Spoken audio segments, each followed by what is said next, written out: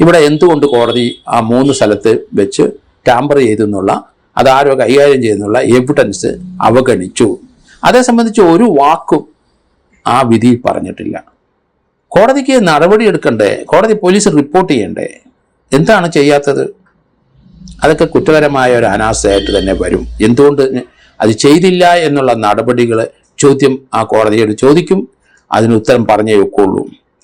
അത് തന്നെയല്ല, നമുക്കറിയാം 2017 ഫെബ്രുവരി 17 ഈ സംഭവം നടന്നത്.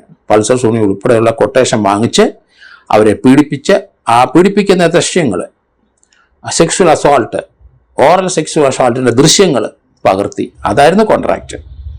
അതാണ് ആ വിവരം ആണ് ചോർത്തിയെന്ന് സംശയിക്കുന്നത്. ആ പെൺകുട്ടി ജീവിച്ചിരിക്കുന്നിടത്തോളം കാലം അത് തീർച്ചയായിട്ടും സമൂഹത്തിൽ പറക്കും ആ ദൃശ്യങ്ങൾ. അതാരോ അവിടുന്ന് ചോർത്തിക്കൊണ്ട് പോയിരിക്കുന്നു. അത് ഏറ്റവും വലിയ കുറ്റം തന്നെയാണ്.